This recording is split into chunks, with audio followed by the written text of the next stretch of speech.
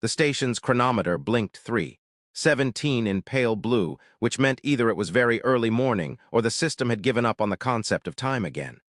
Elias Rowan tapped the side of the display with a wrench.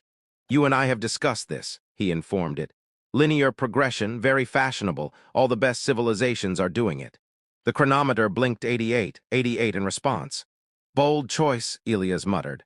KX-119 drifted in its usual orbit around the dim blue dwarf star, humming like an old refrigerator that had seen too much of the universe. Elias floated through Corridor C with a mug of something that claimed to be coffee. The mug read, "World's Best DOCKMASDER." He had ordered it himself. There had been a sale. The dock was quiet in the way only deep space could be quiet, a silence layered over the faint tremor of engines, the whisper of coolant cycling through pipes, the distant thud of automated cargo clamps testing themselves for fun. Elias had once tried to count the sounds to feel less alone. He had reached 12 and decided that was enough companionship for one evening. He was halfway through recalibrating docking ring 2 when the incoming transmission alert flared crimson across his retinal display. "Of course," he sighed, "I insult one chronometer and the galaxy notices."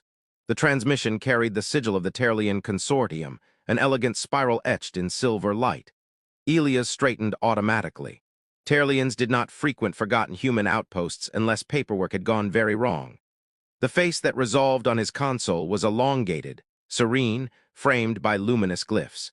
"Dockmaster of KX-119, the voice intoned, smooth as polished alloy. "We request temporary docking clearance to disembark surplus organic cargo." Elias blinked. "I'm sorry, surplus what now?" "Organic cargo." He glanced around the empty docking bay, as if extra life forms might already be stacked behind the fuel canisters. "You make it sound like you overordered tomatoes." A fractional pause. "The cargo in question is a sentient adult female of Terlian origin." Elias leaned back against the console. "You're dropping off a person." "Yes, and you're calling her surplus." "Yes." He rubbed his eyes. "You people really need a public relations department." Protocol nudged him like an annoying conscience. He granted docking clearance. The Terlian vessel slid into view, a crescent of silver light cutting across the viewport. It attached to the ring with a precise metallic sigh. Elias felt the faint tremor through his boots as atmosphere equalized. The ramp extended. She descended alone. For a moment, Elias forgot the next line in whatever sarcastic remark he had prepared. She looked human almost. Dark hair fell in a long braid over one shoulder. Her posture was straight, unyielding. Her features were fine, controlled. But from either side of her head rose long, graceful ears that tapered to delicate points, curving slightly backward. They shifted subtly as if tasting the air. Her eyes met his.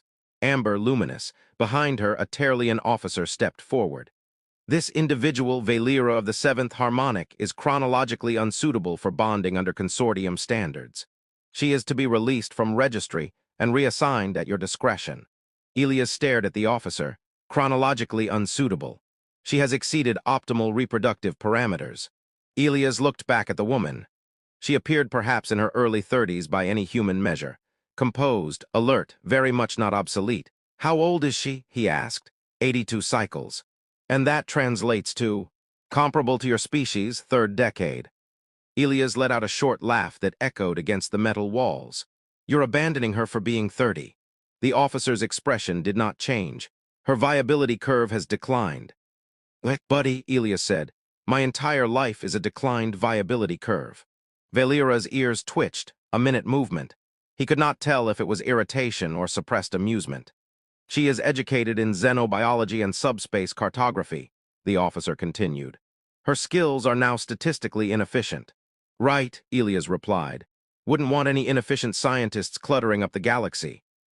Silence pooled in the docking bay. The blue dwarf's light filtered through the viewport, casting a cold sheen over silver hull and steel floor. Valera spoke for the first time. Her voice was low, steady. "Dockmaster, I am aware that my presence is inconvenient. I will not impose beyond necessity." The phrasing was precise, almost formal, yet something beneath it trembled, not weakness but restraint. Elias folded his arms. "You're not cargo, and you're not an inconvenience. You're unexpected, that's different." The Terlian officer inclined his head slightly. "Our transaction is complete." "Transaction," Elias repeated. The officer stepped back up the ramp without further ceremony. The hatch sealed. Moments later, the crescent vessel disengaged, engines flaring in silent brilliance before vanishing into slipstream. No farewell, no backward glance. The docking bay felt larger after it left. Elias became acutely aware that he and the alien woman were standing alone in a structure designed for freighters and noise. He cleared his throat. Well, welcome to KX-119. We have breathable air, intermittent gravity, and a vending machine that believes in chaos. Her gaze shifted around the bay, her ears angled outward, then forward again. Your station resonates at multiple frequencies, she observed. The primary reactor is slightly misaligned. He stared at her. You've been here 30 seconds. The fluctuation is pronounced. He huffed a laugh. I've been trying to fix that for 6 months. She looked at him again, and for the first time he saw something like curiosity sharpen her expression. You are the sole operator. Congratulations. You've identified the tragic hero of this facility. Her head tilted. Tragic. I talked to appliances. I detected that. He blinked. You heard me arguing with the chronometer. I heard the chronometer arguing with you. For a heartbeat, he said nothing. Then he barked out a laugh, loud and surprised. The sound bounced off steel and composite, less lonely than usual. Okay, he said, gesturing toward the inner corridor. Before we tackle my reactor's personality flaws, I can offer you a tour. It's short, very exclusive. Limited tickets. She hesitated only a fraction before stepping forward. As she moved past him, he noticed the controlled grace in her stride, the way her long ears adjusted with each shift in sound. Valera, was it? He asked. Yes. I'm Elias. I run this place, poorly but consistently. Her lips curved almost imperceptibly. Consistency is statistically admirable. They walked into the corridor together, the door sliding shut behind them with a muted hiss. For the first time in years, the echo of Elias' footsteps was joined by another rhythm. The station did not feel quite as silent. By the third day, Elias had stopped pretending that Valera was a temporary inconvenience and started pretending the station had always required 2 minds to function properly. This, he announced, sliding open a narrow door with theatrical pride, is the East Wing. She stepped inside and examined the single storage rack, the coiled cables, the emergency rations stacked like guilty secrets. Her long ears angled forward, then slightly to the side. Your station possesses a flexible definition of geography. It's a growth mindset, he replied. Very modern. She moved toward the wall panel where the reactor's auxiliary readings flickered. The energy output fluctuates at irregular intervals. Your containment lattice is compensating inefficiently. I prefer the term improvising heroically. She extended her fingers toward the console. The interface blinked, recalibrating to her unfamiliar bioelectric signature. May I? Elias gestured grandly. By all means, if it explodes, I'll note that you looked confident. Her hands moved with quiet precision. Lines of data shifted across the display, equations unfolding in layered projections. Elias watched as she rerouted 3 subroutines he had never dared to touch. There, she said after a moment. The reactor will no longer stutter during peak cycles. He waited for the tremor that usually rippled through the deck plating every few hours. Nothing happened. He looked at her. You fixed my Thursday problem. It is Tuesday. Exactly.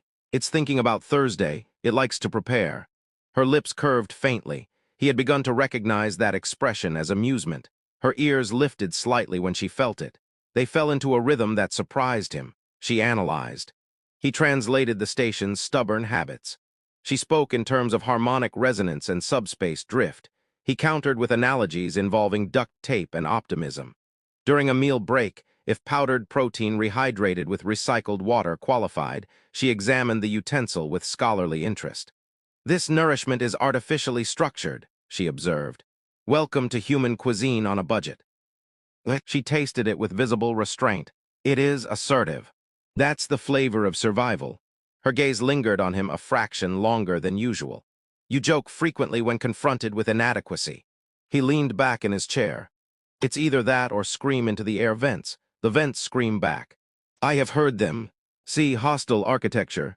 Later, as they stood near the observation viewport, the blue dwarf star pulsed faintly beyond the reinforced glass. Valera's ears shifted minutely. It will flare within 2 standard hours, she said. Elias folded his arms. We have monitoring satellites for that. They are imprecise. And you're not. I can perceive the magnetic tension building. He studied her profile, the controlled stillness in her posture. On your world, is that normal, hearing stars complain? Yes, must make small talk difficult. She turned to him. On my world, small talk is statistically minimized. I can tell. He expected the conversation to stall there, to drift into that careful politeness she carried like armor. Instead, she spoke again. My designation as unsuitable was determined by algorithm, she said evenly. Compatibility metrics, fertility projections, social yield. I fell below acceptable thresholds. Ilias felt irritation spark under his ribs. You mapped subspace anomalies for a living. Yes, you can hear a star about to sneeze. Yes, and they decided you were past your prime. Her ears lowered a fraction. Reproductive efficiency is prioritized. Contribution outside that parameter is secondary. He snorted. If humans did that, half our politicians would be recycled for parts. She considered this. Your species appears inconsistent. We specialize in it. Silence settled, not uncomfortable. The star beyond the viewport shimmered faintly. I once proposed, she continued, that emotional compatibility be included in bonding calculations. I suggested that affection might enhance cooperative output. And it was deemed immeasurable. Ilias grinned crookedly. That's because affection refuses to fill out forms. Her eyes held his. You believe it is significant. I believe, he said slowly, that if you reduce everything to numbers, you end up very efficient and very alone. The words surprised him as they left his mouth. He scratched the back of his neck. Not that I'm an expert. My romantic history could be archived under cautionary tales. Her ears lifted slightly. You have not bonded. Nope. Turns out talking to appliances isn't considered alluring. I find your conversations with the chronometer structurally sound. He stared at her. Is that a compliment? Yes. He laughed, the sound echoing lightly through the corridor. Careful. I might frame that. A sudden tremor passed through the station. Not the usual misfire of aging systems, but a controlled vibration. Ilias glanced at the panel. That's not Thursday. Valera closed her eyes briefly. Her ears angled sharply toward the outer hull. External vessel, Terlian configuration. His stomach tightened. They move fast for people who just threw someone away. The comm panel flared to life before he could reach it. A crisp symbol resolved on screen. A patrol craft. Official. Dockmaster of KX-119, a voice transmitted. Our records indicate you are harboring a decommissioned citizen of the consortium. Ilias crossed his arms. She has a name. Valera of the 7th Harmonic is classified as excess population. Congratulations on the worst phrase I've heard all week. Beside him, Valera stood straight, composed. Only the subtle tension in her ears betrayed anything beneath the surface. She remains consortium property until reassignment, the voice continued. Ilias glanced at her. Property. She's not cargo, he said evenly. She's a guest. A temporary status. Funny thing about temporary, Ilias replied. It tends to stretch. There was a pause, charged and thin. We will evaluate the situation, the patrol officer said at last. Do not obstruct consortium directives. The transmission cut. The hum of the station returned, steady but altered. Ilias exhaled slowly. Well, that's new. Valera did not move. You risk diplomatic complication. I run a rusted dock around a grumpy star. I think we've already offended the galaxy. Her gaze shifted to him. You do not perceive me as inefficient. He met her eyes without flinching. I perceive you as the only reason this place hasn't fallen apart in the last 72 hours. A faint warmth entered her expression. Her ears lifted, not fully but enough. Outside, the blue dwarf shimmered brighter for a brief moment, exactly 2 hours after her prediction. Ilias glanced at the viewport, then back at her. You were right about the flare. Yes, he gave her a sideways smile. You're going to ruin my reputation as the most competent being on this station. She regarded him calmly. Your reputation is statistically resilient. He laughed again, softer this time. And though a patrol vessel lingered beyond the hull and bureaucracy coiled like distant thunder, the corridor felt less like a waiting room for exile, and more like the beginning of something neither algorithm nor chronometer could measure. The patrol vessel did not leave. It remained beyond the docking perimeter like an unblinking eye, its signal pulsing at precise intervals. Ilias tried to ignore it. He failed. I preferred it when my problems were limited to moody reactors, he muttered, staring at the tactical overlay. Valera stood beside him, hands clasped behind her back. Her long ears were upright, angled toward the faint electromagnetic tremor of the ship outside. They are scanning the station's structural integrity. Good, Elias replied. Maybe they'll file a maintenance request. She did not smile this time. Hours passed under that silent pressure. The station felt smaller, its corridors tighter. Even the chronometer behaved as if unwilling to attract attention. Elias found himself pacing, a habit he had never developed in solitude. When alone, there had been no one to pace for. "They will not withdraw voluntarily," Valera said at last. "You sound very certain." "I am familiar with their persistence." He stopped walking. What exactly does reassignment mean? Her pause was fractional, but he saw it. Continued research under directive supervision, restricted autonomy.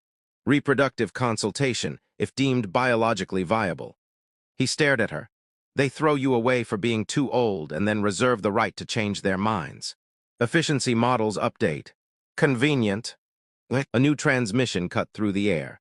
The patrol officer's image reappeared, expression carved from restraint. "Dockmaster, prepare Valera of the 7th harmonic for transfer. A retrieval shuttle is en route." Elias felt something shift inside him, a click like a docking clamp locking into place. For years he had drifted through assignments, through days, through conversations with machines. He had let things happen. This time he did not feel like drifting. "She's not going," he said. "You are not authorized to refuse." He glanced at Valera. She stood straight, but her ears had lowered slightly, angled back in controlled tension. "Actually," Elias said slowly, "interstellar law is a beautiful, messy thing." The officer's gaze sharpened. "Clarify." Elias swiped through legal archives on his console, fingers moving faster than they ever had during maintenance checks. Section 14 of the Cooperative Sentience Accord. Spousal bonds between consenting citizens of signatory species grant immediate shared residency and protective status. The patrol officer was silent. Valera turned her head toward him. "Elias." He met her eyes. "It's real. We studied it during trade negotiations. It was meant to encourage cross-species diplomacy. Romantic bureaucracy, very noble." "Your implication," the officer said coldly, "is irrational. I've been accused of worse." He faced Valera fully now. The hum of the station filled the space between them. "They can't reassign you if you're legally my spouse." Her ears lifted slightly in surprise. "You are proposing a strategic union." "I am proposing," he said, heart pounding hard enough to rattle his ribs, "that you stay. Not as cargo, not as a guest waiting for the next order. Stay because you choose to. This decision would permanently alter your status," she said quietly. "Your solitude would end." He let out a short breath that almost became a laugh. "I think my solitude has already ended. You fixed my reactor. You predicted my star's tantrums. You even complimented my arguments with appliances."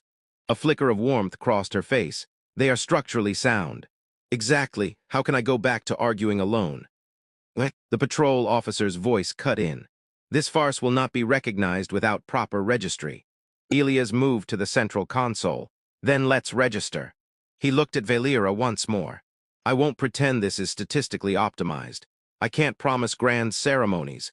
The catering will be terrible, but I can promise you won't be measured by a curve ever again." Silence stretched, dense and electric. Her ears rose fully now, tall and resolute.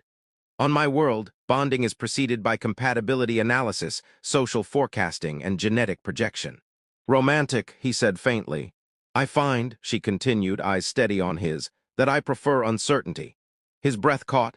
"I accept," she said. For a moment he simply stared at her, as if the universe had spoken in a language he barely understood. Then he slammed his palm onto the registry pad. "Computer, initiate cross-species marital contract under Cooperative Sentience Accord, Section 14. The station AI hesitated. "Warning. Ceremony attendance below recommended threshold." "Napoleon counts," Elias snapped. A small repair drone buzzed uncertainly from the corridor. "Witness confirmed," the AI replied. Valera stepped beside him and placed her hand on the biometric panel. Their readings intertwined across the display, human neural patterns threading with Terlian harmonic signatures. "Consent verified," the AI announced. "Bond recognized, shared residency activated." Elias exhaled shakily. "That's it, no dramatic music." "Budget constraints," the AI said. He let out a laugh that bordered on hysteria. The patrol officer's image flickered back into focus. Data scrolled rapidly across his interface. "Registry update confirmed," he said at last, voice tight. "Valera of the 7th Harmonic is now recognized under human marital protection." "Correct," Elias replied, trying to sound calmer than he felt. A long pause. "Your actions are unconventional," the officer said. "We prefer creative." The transmission ended. Moments later, the patrol vessel's signal shifted. Engines flared.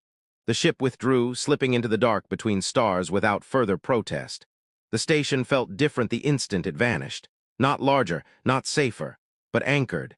Elias leaned back against the console, suddenly aware of how fast his heart was racing. "Well," he said, "that escalated quickly." Valera looked at him, something luminous in her expression. "You altered the trajectory of my existence." "Yeah," he replied softly. "You did the same for mine." She stepped closer. "You are no longer a solitary operator." "I suppose not. You are my husband." He blinked. "That's going to take some getting used to." Her ears angled forward in what he now recognized as quiet delight. "We will adapt." Outside, the blue dwarf pulsed, but its flare did not feel threatening. Elias glanced at the reactor readings. Stable, harmonized. "You know," he said, "a month ago I was arguing with a chronometer and calling that a social life." "And now?" she asked. He looked at her, at the steady intelligence in her eyes, at the long ears that no longer drooped with dismissal but stood tall with choice. "Now I argue with someone who argues back," he said. "It's an upgrade." A faint laugh escaped her, melodic and real. They stood together before the viewport, not as dockmaster and discarded scientist, not as cargo and custodian, but as partners who had chosen each other against the neat calculations of two civilizations. The station hummed around them, no longer a monument to isolation but a shared frontier. And for the first time since he had arrived at the edge of charted space, Elias did not feel like a man orbiting emptiness. He felt like he had finally docked,